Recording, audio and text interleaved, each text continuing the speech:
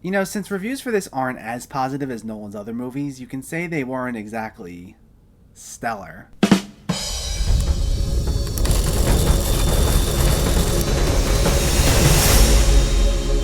Interstellar takes place in a future where crops are scarce and humanity is on the brink of extinction. A former astronaut named Coop, played by Matthew McConaughey, now works as a farmer, but one day receives geographic coordinates that lead him to a secret NASA facility run by his former professor, played by Michael Caine. He's then recruited to lead an expedition, along with the professor's daughter, played by Anne Hathaway, to locate a new habitable planet so they can relocate the people of Earth and ensure humanity's survival. Welcome back to my Christopher Nolan series. For those of you who are new here, I'm going through each of Christopher Nolan's movies and reviewing them one by one. This is a lead up to Tenet, which is currently set for a September 3rd release date, though it may not hit all theaters at once, so we're going to play this by ear and get to Tenet along with my ranking of all Nolan's movies as soon as possible. I've already reviewed 8 of Nolan's movies, and I'll leave a link to that playlist in the description in case you missed any of them, and after this we only have Dunkirk, one more movie, so to catch that and my eventual review of Tenet, make sure to hit that subscribe button so you can stay up to date with any and all new releases. But now, let's talk about Nolan's 9th movie, Interstellar. Once again, I will give my warning as I have for most of Nolan's movies. This will be filled with some spoilers. I normally don't do this with my reviews, especially of newer releases, and I know Nolan did a pretty good job of keeping this one secretive like most of his movies, but there's a lot going on in this, and I definitely need to discuss some spoilers to fully convey my thoughts here. It's been out for 6 years, it's one of the highest grossing movies of 2014, so I know a lot of you probably have seen it by now, but if you haven't yet, this is your spoiler warning, so go watch the movie, then come back to this. Anyway,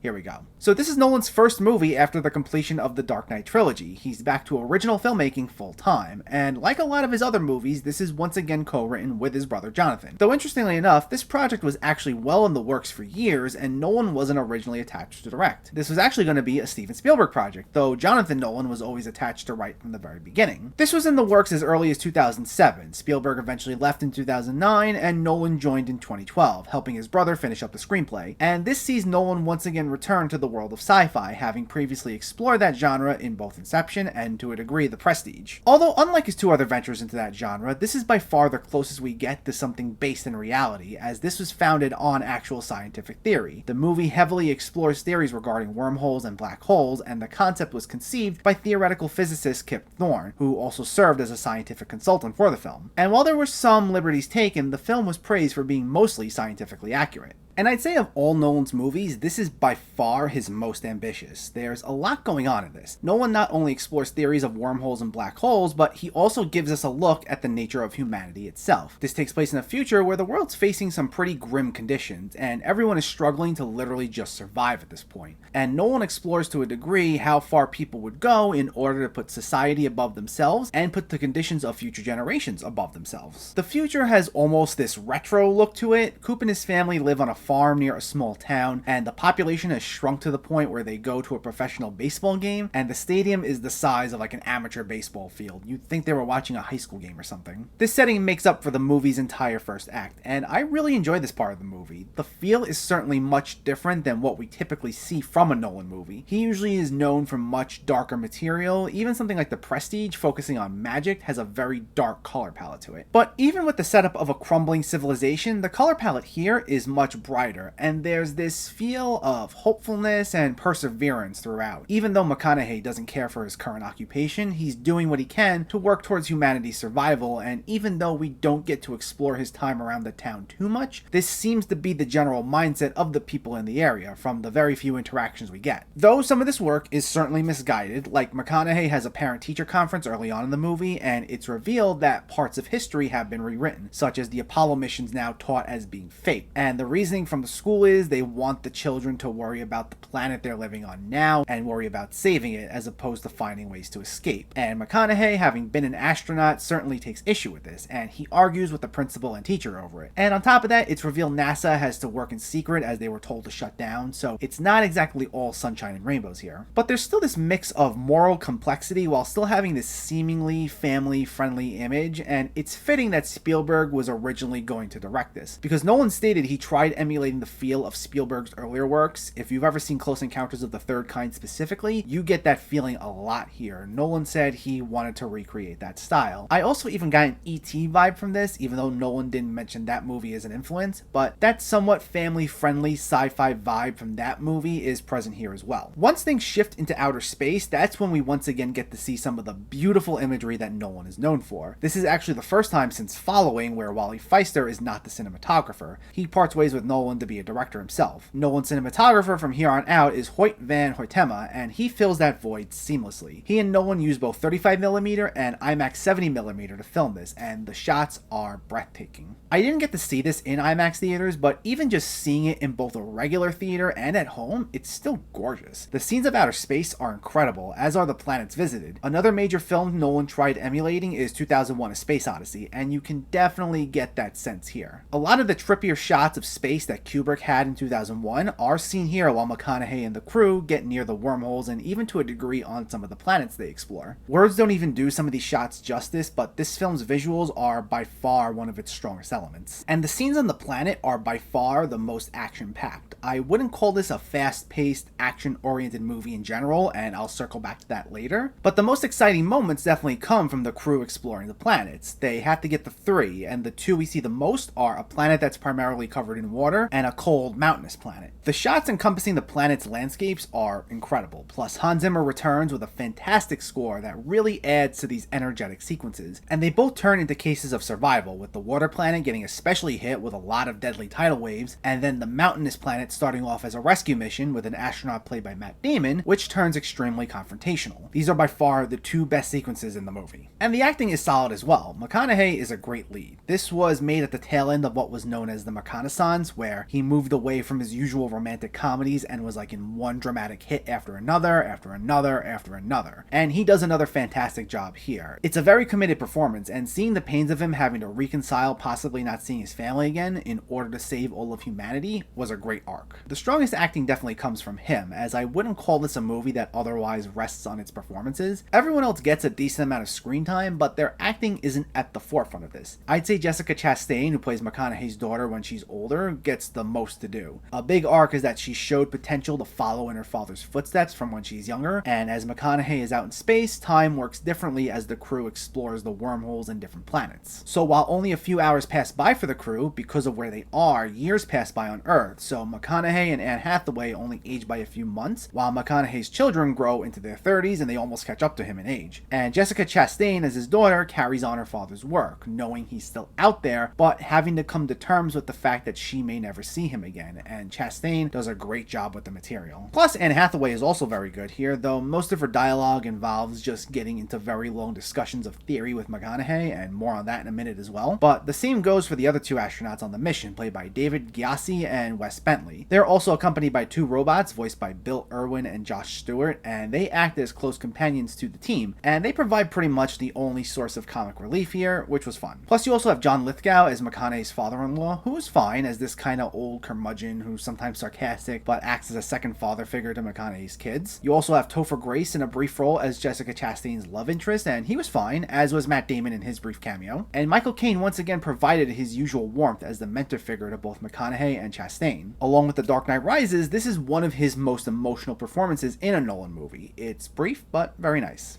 All that being said, unfortunately, this has some of the most notable weaknesses for me in a Nolan movie. I enjoyed it overall, but I wouldn't call it a consistently engaging experience like nearly all of his other movies. I mentioned earlier this is a very ambitious movie, but the thing is, it's ambitious to a fault. It's nearly a 3-hour movie, and there's just so much to explore here that some great ideas brought up don't get the time dedicated to them that they deserve. While I mentioned the exploration of the planets being very exciting, the moments in between unfortunately aren't as great.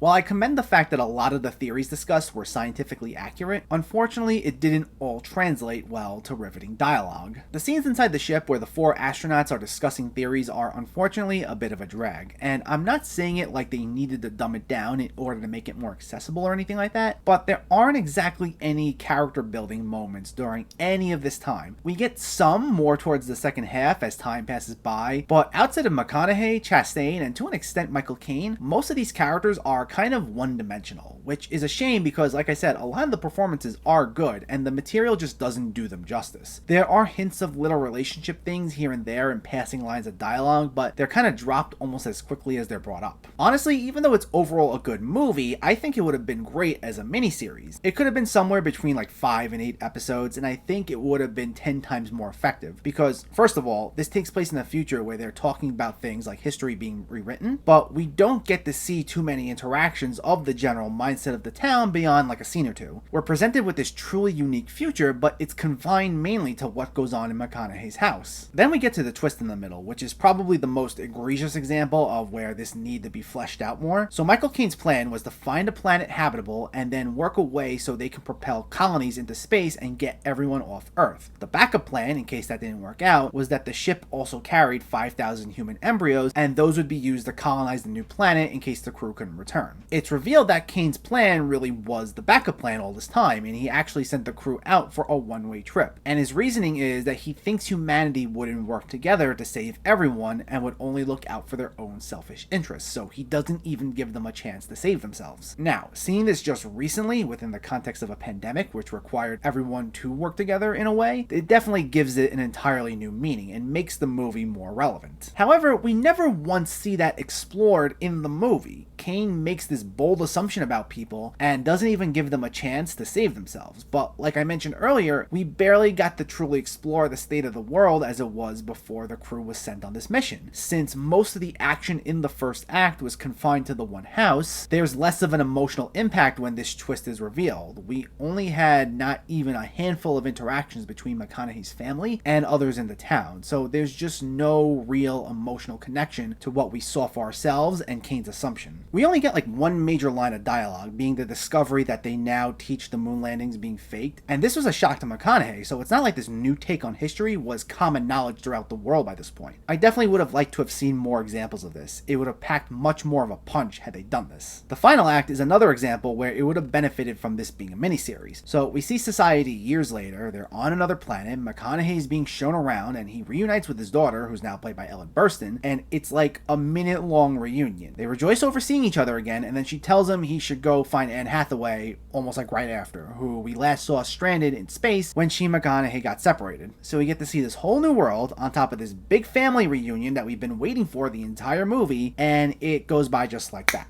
Like, what we got to see was cool, but the emotional impact doesn't hit as hard because of the very short amount of time spent in the new world at the end. It's like this movie dragged out certain things in the middle to be scientifically accurate, and it wound up being to the detriment of other areas where it was just as crucial. And while it's still enjoyable, it definitely needed to be longer to flesh some ideas out.